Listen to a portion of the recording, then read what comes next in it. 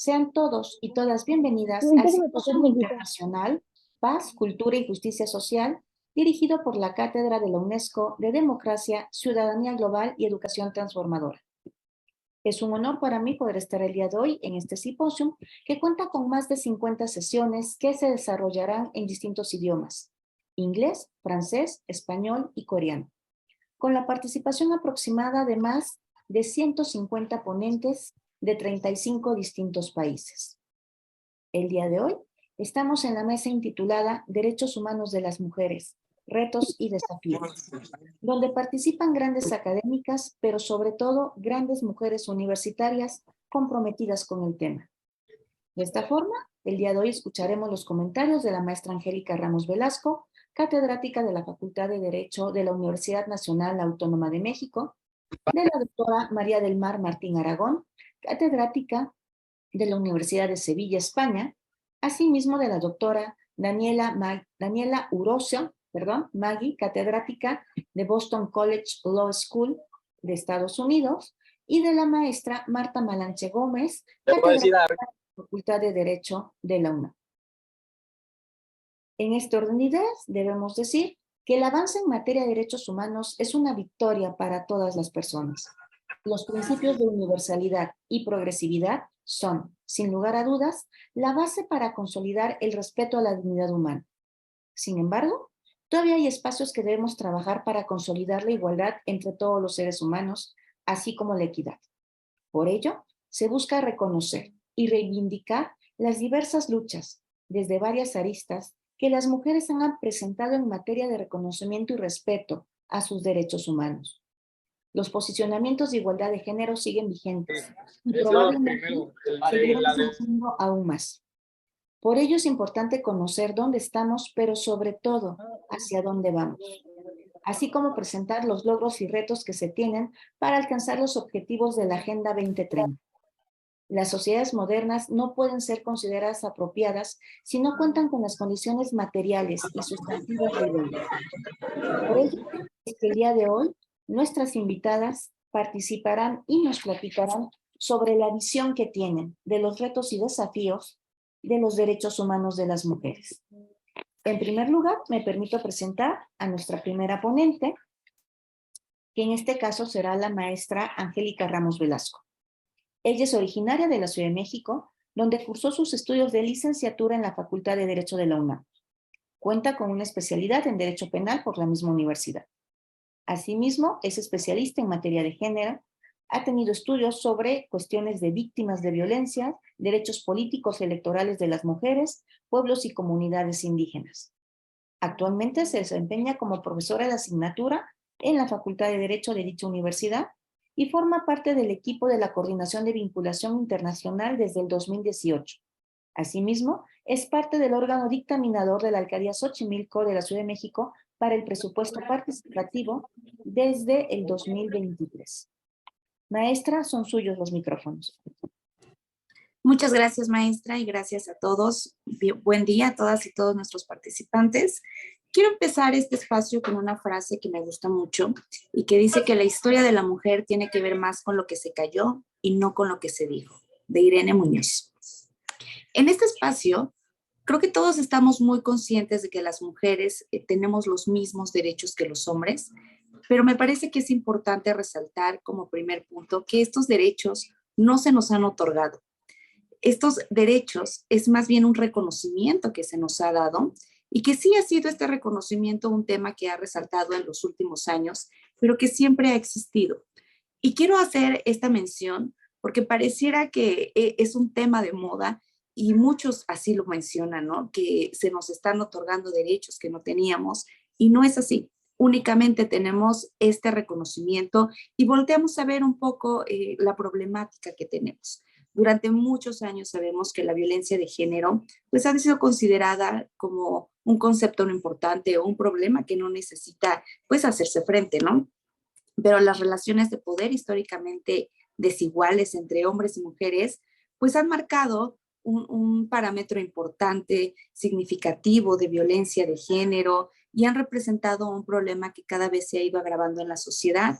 El hecho de que las mujeres se encuentren en esta situación de vulnerabilidad y que los estereotipos que también nos imponen pues no coadyuvan tampoco a este problema, pues han impuesto que algunos rasgos como la debilidad, las actitudes de sumisión o incluso visualizar a las mujeres como una máquina reproductora o solamente como un objeto sexual, pues han sido algunos de los rasgos que socialmente se han impuesto hacia las mujeres. Y han sido este tipo de problemas los que han ocasionado o han llevado otro tipo de desigualdades. Las mujeres se encuentran por esto expuestas en todos los ámbitos de su vida, sufren de violencia en todos los ámbitos, en el ámbito familiar, en el ámbito laboral, escolar, político, etcétera, ¿no? Los temas que yo quiero compartir con ustedes tienen como principal enfoque el ámbito familiar y el ámbito laboral. El primero, porque en la mayoría de los casos o situaciones en los que he tenido que abordar o estudiar, siempre he notado que aquí es donde inicia la violencia de género. Aquí es donde, de una manera tan imperceptible, esta violencia se convierte en un problema verdaderamente importante. Y el segundo ámbito del que les quiero hablar, que es el laboral, es porque en este otro ámbito es donde se presentan nuevas formas de consentimiento, de subordinación, de control, que normalizan también este tipo de conductas y que se concatenan con algunos otros temas como los techos de cristal, los pisos pegajosos, las escaleras rotas, que son términos que lamentablemente pues se les ha dado a todas estas situaciones que viven en su vida laboral y profesional las mujeres. La violencia de género durante mucho tiempo fue considerada un asunto familiar y un asunto familiar en donde incluía también la violencia sexual, la violencia física e incluso la violencia psicológica que llevaba y que lleva a las mujeres incluso hasta la muerte. Entonces, que en este núcleo básico, que en este núcleo base sea donde se presente este tipo de violencia, pues va a marcar el parámetro para que se replique en otros ámbitos. Actualmente existen situaciones en donde muchas mujeres no se atreven a denunciar, aún no se atreven a denunciar este tipo de violencia por miedo, por vergüenza, por sentirse a lo mejor o sentir culpabilidad, ¿no? Sentir que ellas son las que provocan este tipo de violencia. Y por eso es que estos espacios son tan ricos para poder nosotros replicar información y saber que sí existe otra posibilidad. Es importante resaltar que hay datos se tienen, por ejemplo, desde el 2020, de una niña o las mujeres que son asesinadas por miembros de su propia familia. Y entonces, si nosotros seguimos estos datos de la Oficina de Naciones Unidas contra la Droga y el Delito, alrededor de 47,000 mujeres y niñas en todo el mundo fueron asesinadas por su pareja u otro miembro de su familia en el 2020. Y esto quiere decir, según nuestro porcentaje, que cada 11 minutos ha sido asesinada una niña o una mujer por miembros de su propia familia. De acuerdo con el Instituto de Investigaciones Jurídicas de la UNAM, en el 2020 también respecto a este tipo de delitos, el feminicidio, entre el 2018 y 2020 se sabe que 3 de cada 10 mujeres fueron asesinadas en sus hogares y las llamadas al 911, que aquí en México es nuestra línea de emergencia, pues aumentaron casi un 300% del 2016 al 2020. De acuerdo también con el Secretariado Ejecutivo del Sistema Nacional de Seguridad Pública en México, a lo largo de los primeros 6 meses del 2023, un total de 145,932 mujeres han sufrido violencia fuera y dentro de sus hogares solamente en el ámbito familiar. Por otro lado, y relacionando esto, les decía, ¿no? Relacionándolo con el ámbito laboral, pues la violencia de género también se replica aquí. Esta violencia que ha surgido en el núcleo básico que yo les estoy mencionando, en el núcleo familiar, se replica en el ámbito laboral de una forma también importante, también relevante, y aquí se genera que muchos hombres abusen del poder, que sometan, que excluyan a las mujeres en muchos aspectos, ya sea salarial, psicológicamente, incluso sexualmente. 3 de cada 10 mujeres han sufrido violencia laboral por cuestiones de género, y esta es una cifra que verdaderamente debería alertarnos. El acoso sexual sigue siendo muy representante en el ámbito laboral. Muchas mujeres padecen este tipo de situaciones y en muchas ocasiones esto va acompañado de amenazas que, por supuesto, lesionan íntimamente los derechos fundamentales de la mujer.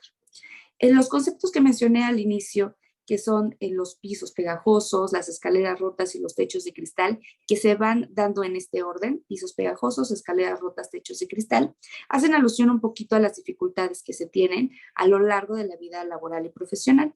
Por ejemplo, los pisos pegajosos son estas dificultades para despegarse de la base que se relacionan directamente con los estereotipos que se generan tanto en el núcleo familiar como en la escuela, en los medios de comunicación, en el día a día de las mujeres y que no permiten que se desplieguen las capacidades para un crecimiento laboral, esas actitudes o aptitudes que se necesitan para este crecimiento. Posteriormente tenemos el otro concepto que surge de las escaleras rotas, que es donde ya hacen alusión a las mujeres que se encuentran dentro del ámbito laboral, pero que ahora se les imponen dificultades y que tienen, por supuesto, la finalidad de no dejarlas ascender y que incluso quieren provocar la caída nuevamente hasta los pisos pegajosos.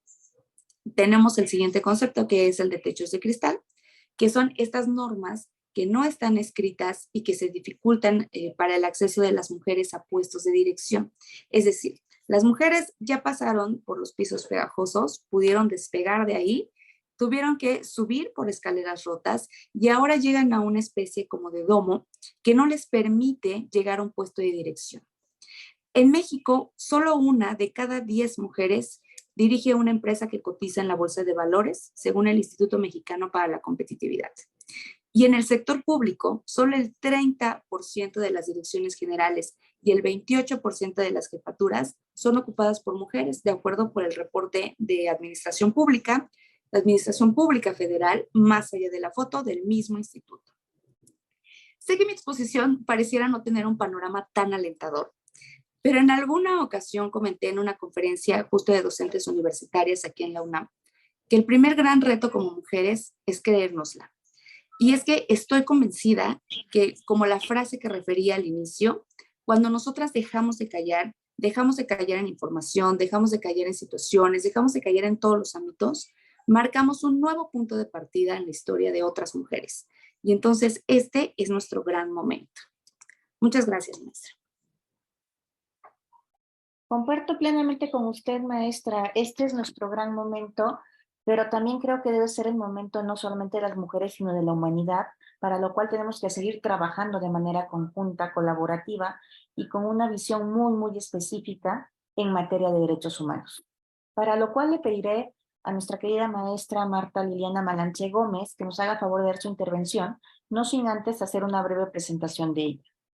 La maestra estudió la licenciatura en Derecho, la especialización en Derecho Constitucional y su maestría en la Facultad de Derecho de la UNAM. Actualmente es jefa de División de Educación a Distancia de esta institución educativa y es profesor de carrera de la misma. Imparte las materias de Derecho Penal, Juicio de Amparo y Derecho Procesal Constitucional. Se ha desempeñado profesionalmente en el Segundo Tribunal Colegiado en Materia Penal del Primer Circuito, también como asesora en la Procuraduría General de la República y directora de Amparo, Derechos Humanos, Opiniones Jurídicas, Recompensas e Intervención de Comunicaciones en la Subprocuraduría Especializada de Investigación de Delincuencia Organizada. Asimismo, fue asesora de la Cámara de Diputados, entre otros nombramientos. Maestra, bienvenida, los micrófonos son suyos. Muchas gracias, maestra. Desde luego que, antes que nada, quisiera agradecer profundamente la invitación a esta cátedra, a quienes están dando el tiempo hoy para escucharnos y, por supuesto, expresar mi más sincero reconocimiento a las mujeres con quienes hoy tengo el honor de compartir este espacio. ¿Quién hizo al hombre el juez exclusivo si la mujer comparte con él el don de la razón? Esto se preguntaba Mary Wollstonecraft en 1996 y he de decir que hasta ahora la cuestión no ha perdido vigencia. La historia de la opresión de la mujer es una historia de paradojas basadas en las asignaciones por género, aquellas por las cuales relegamos a la mujer al ámbito privado, a encontrarse detrás de quien debía ser su par el hombre, pero vista como alguien de servicio, ni siquiera se le daba la calidad de persona, estaba oculta al cuidado del hogar, de los vulnerables, los niños, los ancianos. Una paradoja donde la primera que se consideraba dependiente era ella y le correspondía sacrificarse, anulándola al establecer lo que se esperaba de ella y de que Cómo vamos a vestir, cómo vamos a vernos, cómo expresarnos, cómo sentirnos, cómo hablar, cómo lo vamos a expresar, siempre satisfaciendo expectativas ajenas. Ser mujer era actuar en un plan de vida desarrollado por quienes no se sometían a dicho proyecto. Otra de las paradojas era considerar a la mujer tan próxima a la naturaleza que debía ser conquistada y no vista como proveedora de sistemas de sostenimiento para la vida, como se le reconoce hoy a los servicios ecosistémicos. Si pensamos que la mujer resulta indispensable para la concepción de nuevas personas, y aquí viene la otra paradoja, incluso de aquellos que volverían a someterla en consideración a su sexo. Era la mujer conocedora de herbolaria, incipiente médica, cocinera, y se le acusó de brujería. Se castigó el conocimiento que había desarrollado de forma independiente al del hombre, al que se consideraba el único con derecho a hacerlo. No se le tenía permitido más allá de someterse a los designios de quien era físicamente más fuerte. Y entonces se decidió quemarla. Aún ahora, cuando la sustentabilidad ha sido dotada de un lugar preponderante para la existencia humana, a la mujer se le sigue buscando cómo evitar que reivindique su espacio junto a sus pares. A ser personas sin considerar sexo, género, identidad, categorías, prejuicios o sesgos cognitivos, de los que precisamente ya nos hablaba la maestra Angélica. De nuevo, resulta paradójico pensar que fue precisamente la opresión de unos sobre otros lo que dio lugar al periodo de la Ilustración, con grandes pensadores concluyendo que la norma, para ser justa, debía someter incluso al que la redactaba. Y aún así, establecieron derechos únicamente para el hombre, sin que ninguno volteara siquiera a ver a la mujer que le había dado a luz, que lo había criado, que dormía tal vez junto a él cada noche, la pequeña que era sangre de su sangre y que seguía los pasos de la invisibilidad sobre pretexto del cuidado a que estaba obligada. Ninguno de ellos pensó en la carga de actuar en un proyecto de vida para mimos. Se había eliminado la voz del intérprete, como si aquella que actuaba en él, pues al ser silenciada se cancelaba el pensamiento, puesto que las mujeres sentían y por ello era imposible pensar o razonar, a decir de los hombres que deciden nuestros destinos. Aún en el silencio, las mujeres imaginaron mejores ideas, cuidando cuestionaron el sistema, limpiando reflexionaron sus papeles. Su comprensión del mundo les permitió expandir sus actividades más allá de lo privado e ir incorporando mayores elementos, logrando la autonomía en uno u otro sentido, alzar la voz, ser escuchada, reivindicar aquellos derechos que ya se habían dado en un primer momento los hombres, que quizá a primera vista parecían simples, pero imposible de explicar por qué su titularidad solo correspondía a los otros. Derechos sobre los cuales seguir incorporando otros nuevas exigencias, cuya base no era aquella sino la de ser. Compartir la razón con sus pares solo tenía y tiene una posibilidad: ser considerada persona con iguales deseos, habilidades, posibilidades, etc. Y así surgieron distintos feminismos, distintos planteamientos teóricos por los cuales analizar la opresión a la que habían sido sometidas, propuestas desde distintos factores como la educación, la socialización, la sexualidad, la clase social, la economía, entre muchos otros. En el ámbito internacional, la Conferencia Internacional La Mujer Beijing A5 de 2020, en la cual se incorporaron 189 metas propuestas en sus antecesoras para una generación de igualdad por el derecho de niñas y mujeres, pero en un futuro igualitario. Para lo cual, pues resulta fundamental concretar la autonomía y empoderamiento de las mujeres en su paridad entre hombres y mujeres en los distintos ámbitos: económico, social, político, cultural, parte de un modelo de sustentabilidad para que ninguna persona se quede atrás. Es decir, para alcanzar los objetivos del desarrollo sustentable que se establecieron para 2030. Cabe aclarar que no queremos ser iguales a los hombres. No queremos instaurar un matriarcado opresor o un sistema que oprima a quien no comparte nuestras características o lo que nosotros queremos determinar como hegemónico, uno que silencie, que asigne un rol invisible, que no considere la voluntad de los que actúan. Queremos construir un futuro igualitario, sin etiquetas, sin sesgos determinantes pero inhabilitantes. Deseamos establecer lugares inclusivos en el que se puede ejercer según la voluntad respecto de la vida que se desea. No solo interpretar, hoy queremos actuar, hoy queremos ser protagónicas. Para ello, pues es indispensable precisamente empezar a visibilizar y posteriormente erradicar todo lo que nos impide como niñas y mujeres desarrollarnos libremente, independientemente del lugar, el nacimiento, la edad, la religión o incluso la condición socioeconómica. Ya adelantaba algunas cifras bastante lamentables la maestra Angélica. En mi caso solamente les comentaría que según datos de la ONU, cerca de 45,000 mujeres y niñas de todo el mundo fueron asesinadas por parejas u otros familiares. Es decir, más de 5 mujeres o niñas son asesinadas cada hora por alguien de su propia familia. Quizás alguien que debía de cuidarlas, alguien en quien tenían confianza.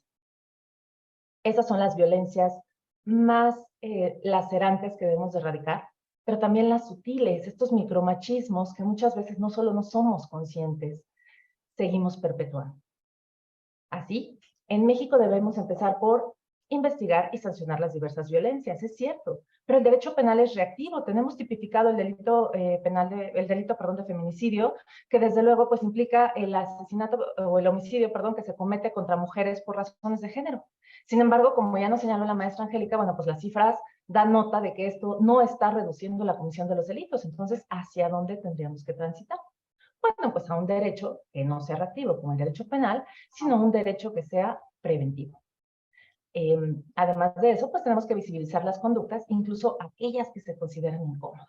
Impulsar la participación activa de las mujeres en los ámbitos públicos, social, cultural, político, económico, que la finalidad de la existencia de la mujer en estos cargos públicos no sea solo en una cuota de género entendida, mal entendida como porque haya mujeres en el poder. No, por el contrario, que se normalice el ejercicio de roles de decisión, de liderazgo, de ejercicio del poder, que ya no se estigmatice con esta supuesta debilidad de expresan emociones, luego entonces lloran, luego entonces no piensan, ¿no? Lo que queremos ahora es precisamente evitar todas estas conductas y que a la vez las consecuencias de la frustración ocasionadas en las viejas masculinidades, en estas tóxicas masculinidades, pues no le niegue al hombre compartir sus emociones y pues no descargarlas en su pareja, en su hija o en alguna otra mujer que lo acompañe de formas, bueno, por demás lamentables. Además, debemos erradicar el matrimonio infantil y estas concepciones donde las mujeres pueden valer incluso lo mismo que una mascota o un animal de compañía, ¿no? Los concertados, porque también esto implica reconocer que la mujer no es un objeto de ornato, no es una herramienta de servicio, tiene un estatus de persona independiente, ella puede elegir su proyecto de vida y ella decide si compartirlo o no con alguien más. Además, debemos erradicar las desigualdades estructurales que existen en el ámbito laboral y no solo frente a la brecha salarial. Ya de menos lo adelantaba quien me precedió en el uso de la voz, debemos erradicar estos sesgos respecto al género en cuanto a las profesiones que podemos ejercer y cuáles son los cargos a los que podemos acceder. Ya no se vale, por decirlo de alguna forma, reducir el salario bajo el argumento de que las mujeres no vamos a ver afectadas por la maternidad o incluso por cuestiones hormonales. En ese sentido, requerimos desarrollos de políticas públicas y acciones afirmativas por los cuales desarticular esta amalgama que protege al patriarcado y mantiene la opresión de la mujer. Necesitamos transformar todas las estructuras para alcanzar este futuro igualitario, donde las normas sean redactadas libres de sesgos cognitivos. De otra forma, vamos a seguir manteniendo estas opresiones y estas desigualdades y que se permita el ejercicio libre del desarrollo de la personalidad, que implique la promoción y respeto de los derechos, pero quienes integran esta sociedad sin etiquetas es lo que va a permitir que este futuro igualitario del que hablamos podamos imaginarlo hoy en nuestro presente para todas nuestras niñas y para todas las mujeres. Muchas gracias, maestra. Muchísimas gracias, maestra Marlance. Sin lugar a duda, ha tocado muchos temas sumamente interesantes. Tenemos que transformar el futuro y tenemos que empezar a transformarlo desde hoy. Esta parte de generar un futuro igualitario sin etiquetas y dejar de ser simplemente un ser y empezar a accionarnos para ser protagonistas, creo que es uno de los temas más importantes que debemos no dejar de perder de vista. Le pediré a continuación que a la doctora María del Mar Martín Aragón nos haga favor de dar su intervención y me permito hacer una breve presentación de ella. Ella es doctora en Derecho, tiene distintas publicaciones, entre las que destaca Framing LGBT Phobic Incidents in Spain, Beyond Hate Crimes. Se ha formado como investigadora en el Departamento de Criminología de la Universidad de Leicester en 2016 y en el Centro de Criminología y de Cuestiones Sociales Legales de la Universidad de Toronto en el 2018. Ha participado en diversos proyectos de investigación sobre la igualdad y el derecho penal, el género y la nacionalidad como factores primarios de discriminación y valoración de la eficiencia del impacto de la respuesta social y jurídica a la pediatría a partir de un análisis de carácter criminológico. Actualmente se desempeña como profesora ayudante con su doctorado en la Universidad de Sevilla. Doctora, los micrófonos son suyos. Bienvenida. Hola, buenas tardes, buenas noches aquí en España. En primer lugar, quisiera agradecer a mi querida compañera Trilce que me haya honrado con la invitación a esta cátedra. Para mí es un honor poder compartir este rato con todas vosotras y todos vosotros. Y el tema que voy a estar tratando hoy es el de un colectivo de mujeres especialmente invisibilizado, un colectivo de mujeres especialmente vulnerables. voy a hablaros de las madres en prisión en España y de la necesidad de un enfoque de derechos humanos en la política criminal. Con madres en prisión me voy a estar refiriendo a las madres que cumplen condena con sus hijos menores de 3 años, que es el límite que establece España, con los hijos y las hijas dentro del propio establecimiento penitenciario. Tendríamos que empezar hablando, por supuesto, de las reglas de Brasilia sobre el acceso a la justicia de las personas en condición de vulnerabilidad, que reconoce como causas específicas de vulnerabilidad, entre otras muchas, el género, la pobreza y la privación de libertad. Si tenemos en cuenta que la mayoría de las mujeres que se encuentran encarceladas en España son pobres, en un claro continuum de lo que se ha venido en llamar feminización de la pobreza, tenemos todos los materiales para construir un muro prácticamente insalvable para acceder al ejercicio de los derechos más fundamentales en condiciones de igualdad. De esta forma, las mujeres pobres que cumplen pena de prisión enfrentan un proceso de criminalización atravesado por una triple discriminación. Esto es, por ser mujeres en una sociedad patriarcal, por ser pobres en un mundo capitalista y por haber cometido un ilícito penal. En cuanto al primer aspecto, debemos recordar que la población penitenciaria femenina en España está en torno al 7,6%, lo que las convierte en una minoría. Del número de mujeres con hijas e hijos en prisión no tenemos una estadística, pero dada la escasez de espacios destinados específicamente a ellas, podemos estimar que el porcentaje pues, será mucho menor. Y es que el penitenciario es un espacio diseñado por y para hombres, en el que no se tienen en cuenta las necesidades específicamente femeninas ni en la propia arquitectura ni en la redacción de las leyes. De esta manera, las mujeres ocupan lugares residuales y en no pocas ocasiones en peores condiciones que los espacios de reclusión masculinos. En España solamente tenemos 4 centros penitenciarios específicos para mujeres repartidos de forma irregular por el país, de forma que, por ejemplo, en los territorios insulares pues no hay ninguno. El resto de las mujeres ocupan módulos femeninos en macroprisiones masculinas, en forma de módulos separados, pero integrando esa macroprisión masculina. Esta falta de prisiones específicamente diseñadas para mujeres determina que muchas de ellas deban cumplir condena lejos de sus lugares de origen, de sus núcleos familiares y de sus redes de apoyo. Esta desventajosa situación de partida empeora notablemente cuando nos referimos a las madres que cumplen condena con sus hijos menores de 3 años, ya que, como mencionábamos, son la minoría de la minoría.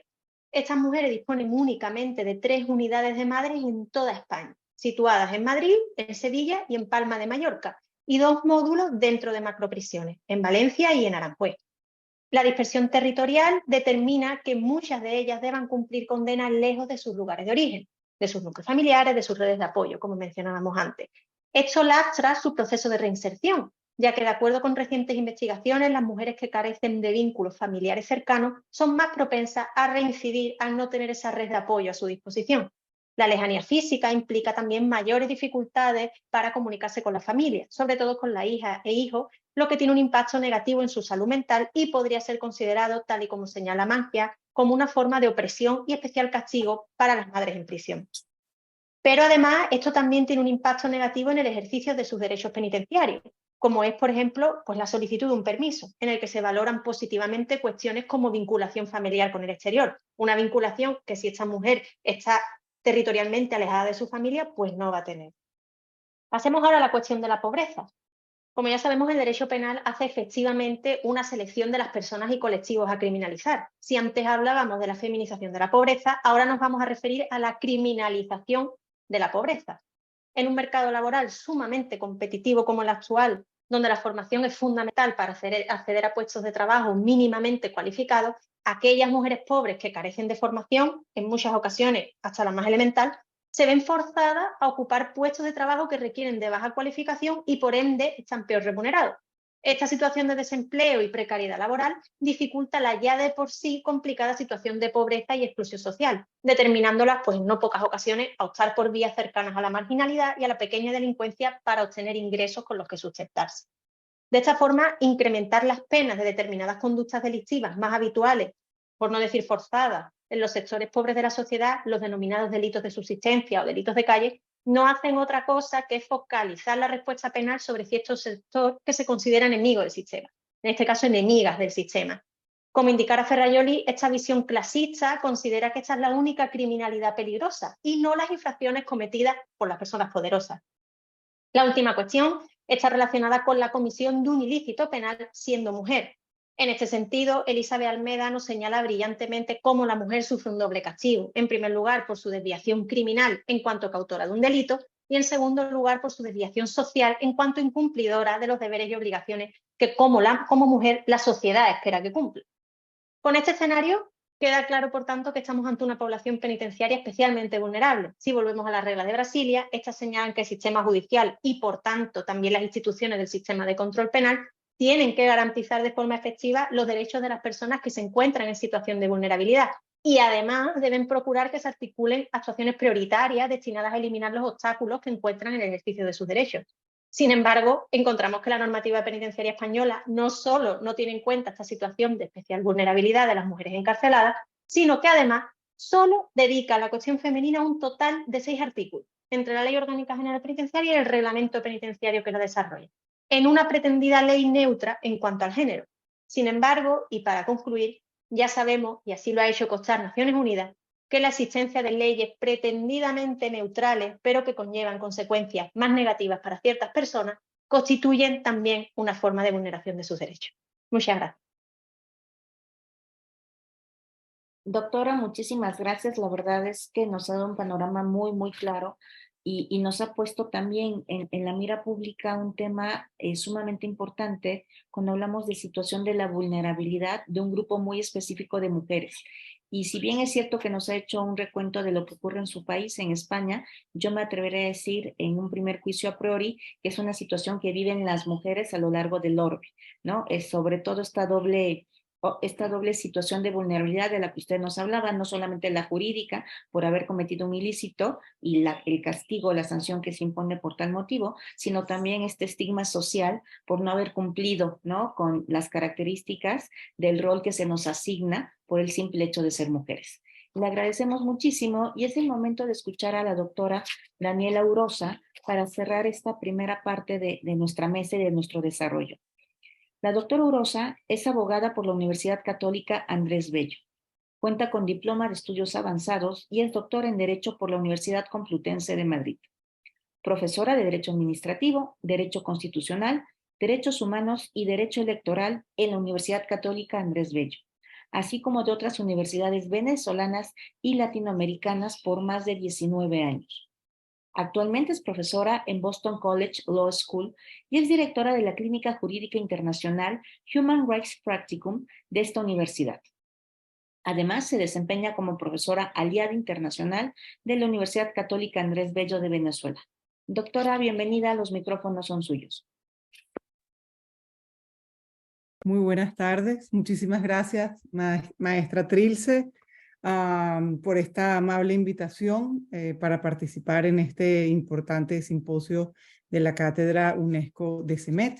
Es realmente un honor para mí compartir el panel con las destacadas profesoras que me han precedido y es además, digamos, una suerte pues ser la última en conversar dentro del panel, pues quienes me han precedido han explicado de manera excelente muchos de los aspectos fundamentales del tema que nos trae hoy a este panel, como es el derecho, los derechos de las mujeres.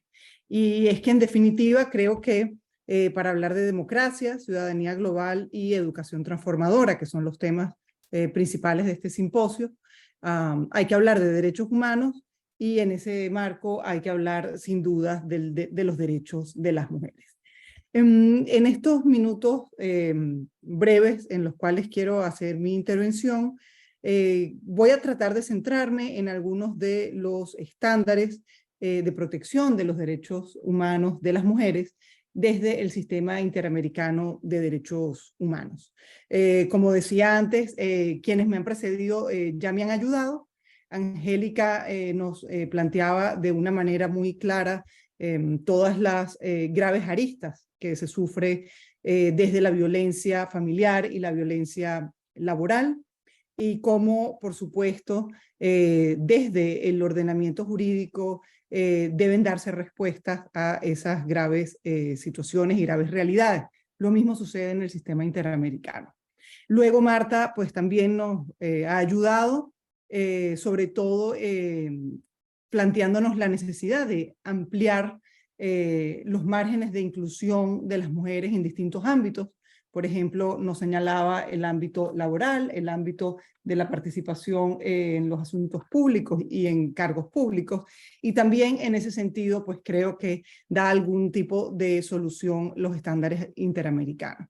Y finalmente, Mar nos hacía una excelente introducción a muchos de los temas que nos interesa tocar el día de hoy, como es el de la vulnerabilidad de las mujeres, la condición de vulnerabilidad histórica y estructural de las mujeres, y en segundo lugar hacía referencia a uno de los supuestos específicos donde se ve patentada de manera además interseccional esa vulnerabilidad, como es en el caso de las mujeres reclusas o sometidas a algún tipo de proceso penal, y cómo en ellas pues recae, digamos, la necesidad de una mayor protección jurídica.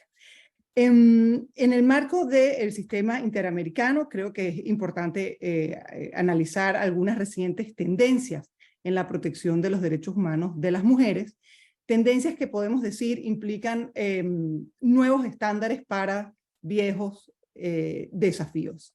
De este modo queremos así traer algunas reflexiones acerca de cómo la jurisprudencia de la Corte Interamericana y la doctrina de la Comisión Interamericana se enfocan no solo en la no discriminación por razones de género, la cual por supuesto es fundamental, y cómo además se hace referencia a la necesaria erradicación de la violencia contra la mujer, a la cual, como decía, ya se refería Angélica, sino que además nos incluye o nos aporta estándares de inclusión en diferentes ámbitos sociales y políticos,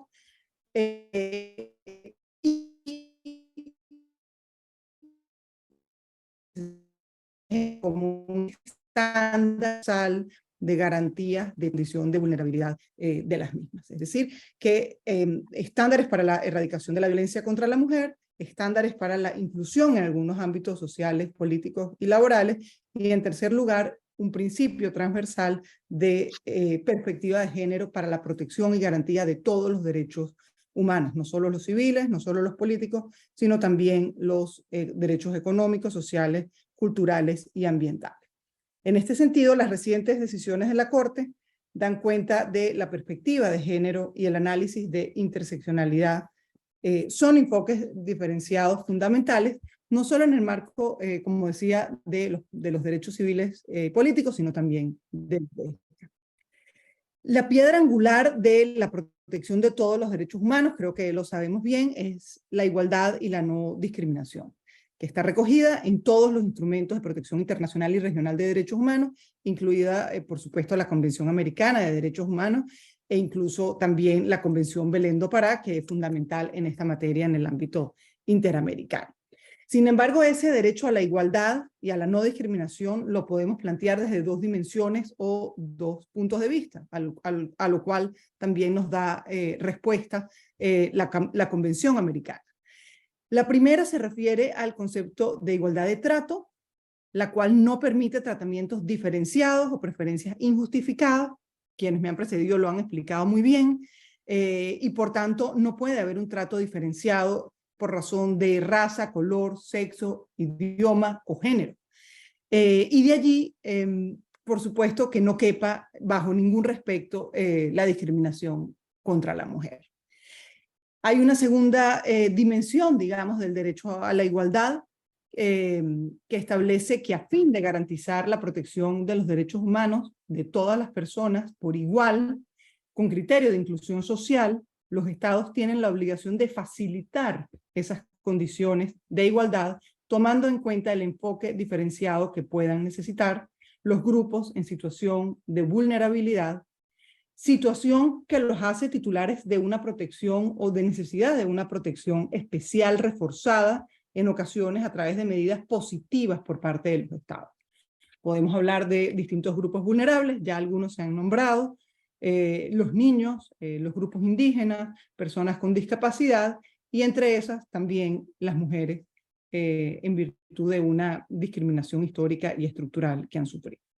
En esta segunda dimensión, digamos, del derecho a la igualdad, esa protección reforzada que debe dar el Estado en atención a las circunstancias particulares del grupo o la persona vulnerable, dependerán de las necesidades del grupo o de la persona, siempre en aras de lograr la igualdad material y no solo la igualdad formal, como explicaba bien la Corte Interamericana en el caso de empleados de la fábrica de fuego San Antonio de Jesús versus Brasil, entre otras muchas. En esa segunda dimensión o dimensión positiva del derecho a la igualdad, es a la que quiero referirme en esta última parte, digamos, de mi intervención. La jurisprudencia de la Corte Interamericana considera unánimemente, o digamos, sin ninguna disidencia, a las mujeres como un grupo históricamente vulnerable. Entre otras muchas, la sentencia de Rosendo Cantú contra México, López Soto contra Venezuela, son unos de los muchos ejemplos en ese sentido, lo cual justifica dar un enfoque diferenciado y una perspectiva de género a la protección de todos los derechos humanos de las mujeres. Por ejemplo, la perspectiva de género tiene especial relevancia al fijar estándares de protección del derecho a la libertad personal y condiciones de reclusión, tema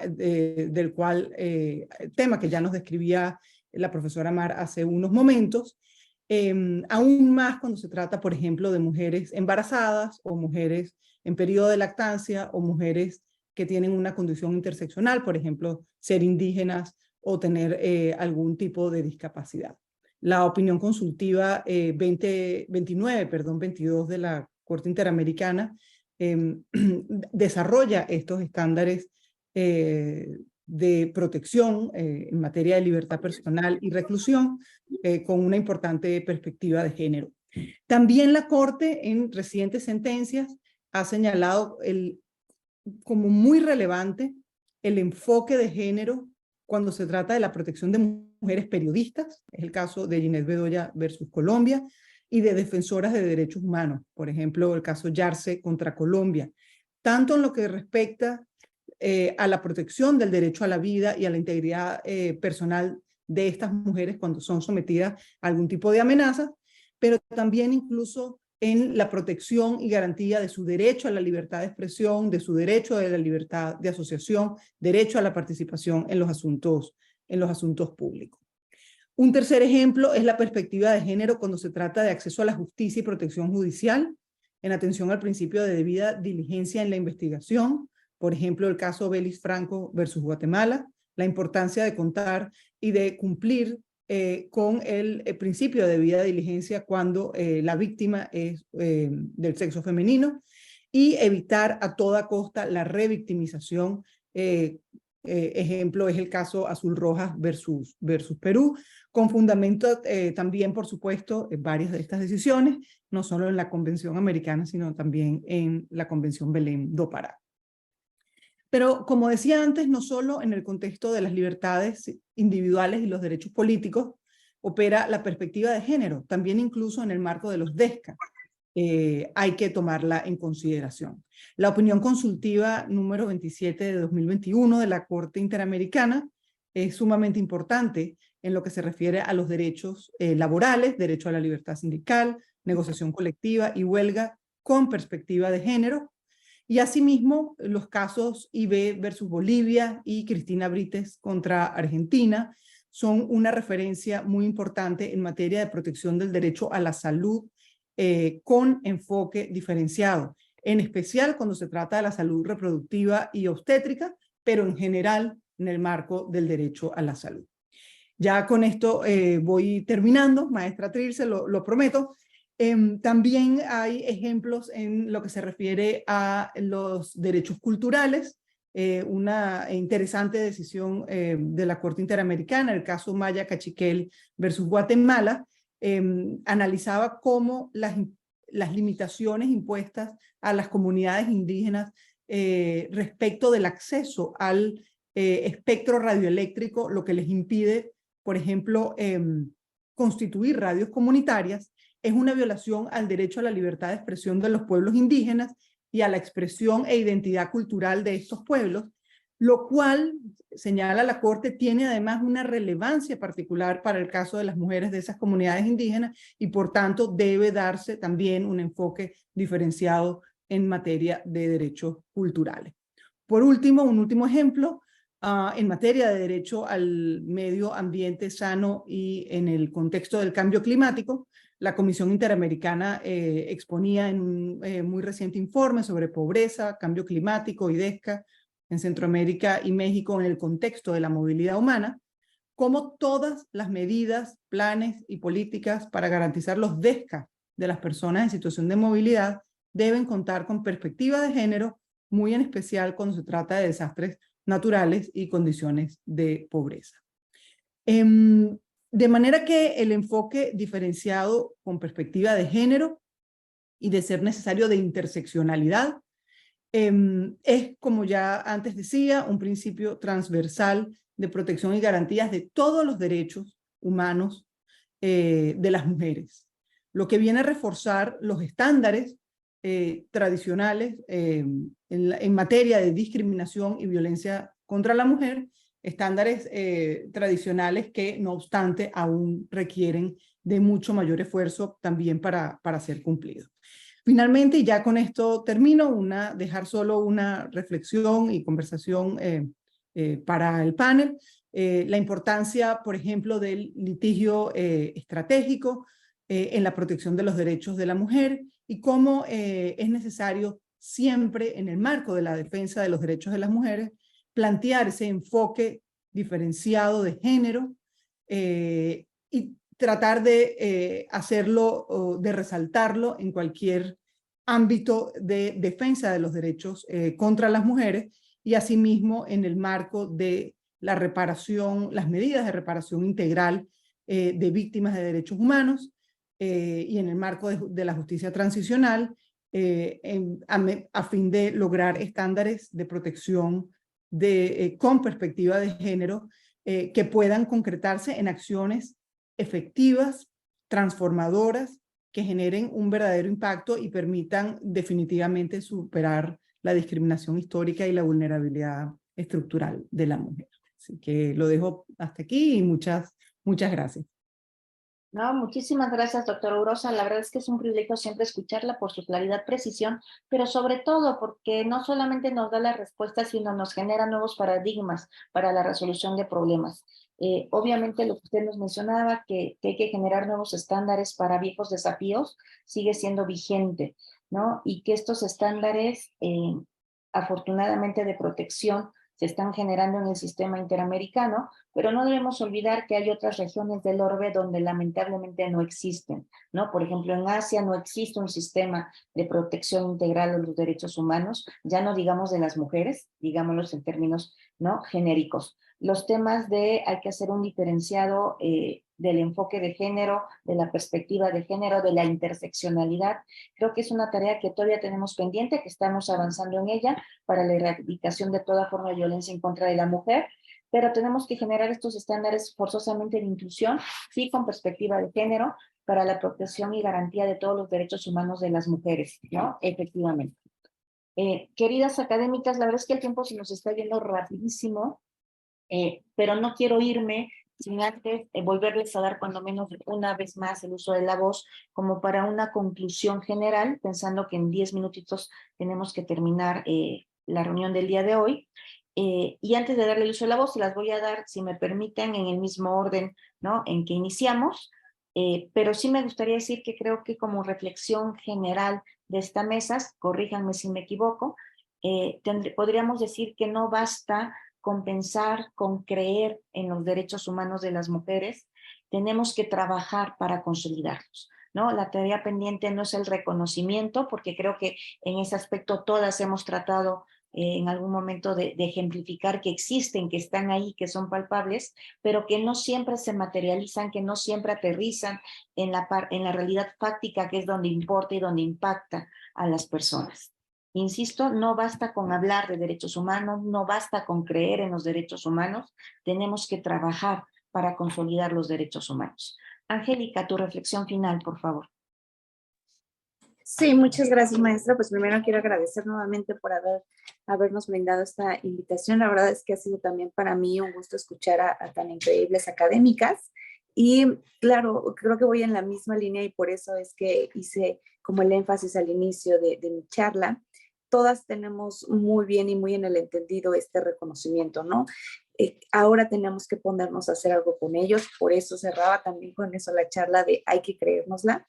Hay que saber que hay otras estancias, hay muchas aristas, por supuesto. Aquí podría ser como la cuarta al bat, ¿no? Porque ya escuché también otras reflexiones y otro análisis.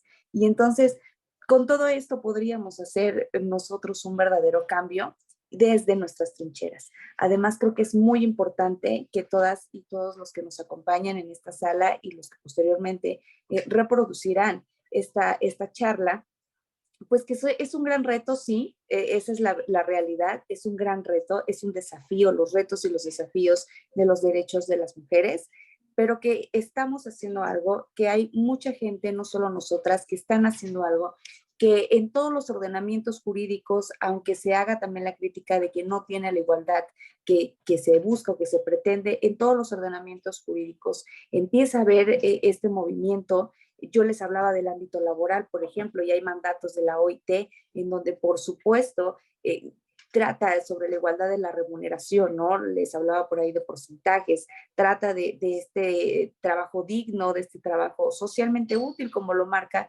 nuestra Constitución, pero que sí existe, que busquemos, que nos acerquemos a las personas, que busquemos otro tipo de información y yo creo que con eso vamos a poder seguir avanzando en este camino. Muchas gracias, ha sido un gusto estar con ustedes. Muchas gracias. Marta, por favor. Gracias, maestra. Bueno, pues mi reflexión también iría en el sentido de que las mujeres debemos, y sobre todo las abogadas, debemos seguir siendo incómodas.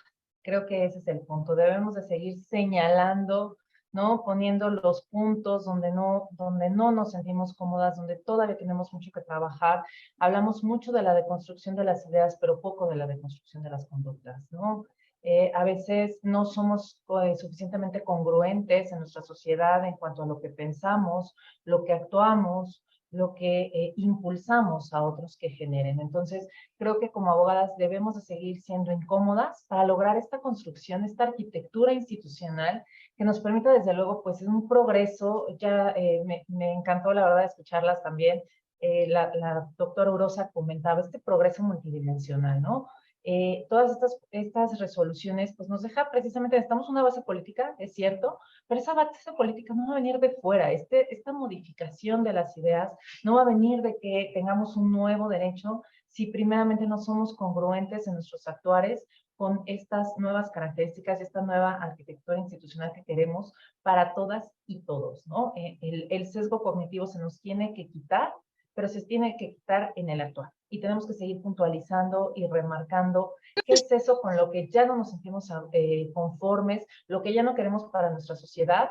Y en el caso de todas nosotras docentes, pues desde luego el camino que queremos dejar para nuestras alumnas no es un camino dado, es un punto de partida. Gracias. Muchísimas gracias. Mar, por favor. Bueno, yo me sumo a mis compañeras en felicitaros a todas. Me han encantado todas las intervenciones, los diferentes puntos de vista, ¿no? Que hemos sido todas capaces de aunar en el mismo sentido al final. Me ha gustado mucho lo que ha dicho Angélica de las diversas aristas, lo que ha dicho Marta de ser incómoda, y creo que es muy importante combinar las dos cosas. Ser incómodas en todas las aristas que todavía nos quedan por poner de manifiesto, ¿no? En mi caso, creo que no puede haber nada más incómodo que recordarle a un gobierno que su política criminal con las mujeres en prisión, con las madres en prisión, no es adecuada, no es correcta, que no puede haber solamente 6 artículos destinados a regular la situación de las mujeres en prisión. Creo que ahí tenemos un largo recorrido que hacer. Creo que todavía nos queda mucho camino. Y creo que es muy importante este tipo de reuniones, de eventos, de simposios en los que se ponga de manifiesto, porque en algunas situaciones, en algunos contextos todavía se cree que las mujeres, que nuestros derechos están garantizados en todas partes, y aunque es cierto que se nota el avance, como ya todas hemos comentado, pero hay determinados ámbitos, determinados contextos en los que todavía queda mucho más trabajo que hacer. Por desgracia, garantizar los derechos de las mujeres, más allá de los muros de una prisión, todavía se hace más complicado. Y esa es mi reflexión final, que es necesario que cuando hablemos de derechos humanos de las mujeres nos acordemos de todas las mujeres, incluidas de ellas, ¿no? De las grandes olvidadas, de las madres en las prisiones. Muchas gracias. Muchísimas gracias. Daniela, por favor. Sí, muchas gracias, maestra Trilce. Bueno, no puedo más que estar de acuerdo con todas mis compañeras. Creo que ciertamente hay que seguir, es decir, se ha avanzado mucho, ya hay muchos estándares y muchos principios generales de protección que se han logrado.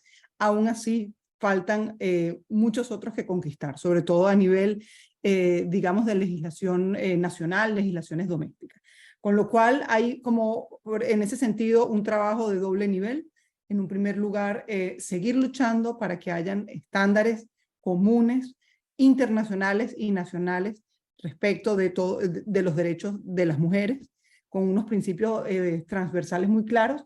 Y segundo, probablemente la parte más importante, más allá de los estándares, como bien decían ustedes, lograr poder exigir el cumplimiento de estos estándares y poder lograr que se apliquen y que tenga un impacto real en la vida de cada una de las mujeres. Para ello, por supuesto, yo creo que hay que hay que crear conciencia. Por eso también estoy de acuerdo con que las abogadas seamos incómodas y tratemos de alguna manera, a través de la educación, a través de la cultura, crear conciencia en todas las mujeres desde edades muy tempranas, de todos los estratos y de todos los niveles, de cuáles son sus derechos, cómo exigirlos, que exigirlos es la regla y no la excepción, y que no es una dádiva, no es un regalo, no es una concesión, sino que son derechos inherentes a la persona y que hay que saberlos exigir. Así que de acuerdo con todas y bueno, de nuevo muchísimas gracias por este excelente panel. Muchísimas gracias. Y realmente el agradecimiento es para todas y cada una de ustedes, no solamente por haber compartido su conocimiento con nosotros esta tarde, sino sobre todo por su compromiso personal, no solamente profesional, en justamente generar una cultura de respeto y consolidación a los derechos humanos de las mujeres. Cada una desde sus distintas áreas, me consta de forma personal, han trabajado para coadyuvar y generar una mejor realidad social para todos los seres humanos, enfocados obviamente a los derechos humanos de las mujeres, lo cual en lo personal e institucionalmente les agradezco. De esta forma llegamos al final de este panel. Como se dieron cuenta, fue un panel de lujo donde hemos vertido distintas ideas y conocimiento con la intención de ayudar a difundir la cultura jurídica a lo largo del planeta. El Simposio Internacional Paz, Cultura y Justicia de la Cátedra de CEMET, Democracia, Ciudadanía Global y Educación Transformadora de la UNESCO les agradece su participación y los invita a seguir viendo las mesas que quedan todavía pendientes. Pueden inscribirse en todas y cada una de ellas y también seguir aquellas que hayan perdido por una cuestión de agenda a través de las redes sociales del propio simposio. Les recuerdo que el mismo está en 4 idiomas, inglés, francés, español y coreano, y podrán ver las sesiones en cada uno de ellos. Les agradecemos nuevamente, ¿no? También quiero agradecer, antes de cerrar esta mesa, al doctor Paul Carr, ¿no? Titular de la Cátedra de CEMET, por la amable invitación que nos ha hecho a colaborar nuevamente este año en la organización de este simposio. Asimismo, quisiera saludar encarecidamente a Ivette Dossi, quien ha estado con nosotros a lo largo de la transmisión, y a todo el equipo técnico que ha permitido la realización del presente evento, y especialmente a Fernanda Vázquez, que ayudó en las partes logísticas de organización, la coordinación con las ponentes. Yo soy Trilce Fabiolo Villabueno y como siempre quedo a sus órdenes. Tengan una excelente tarde o una excelente noche.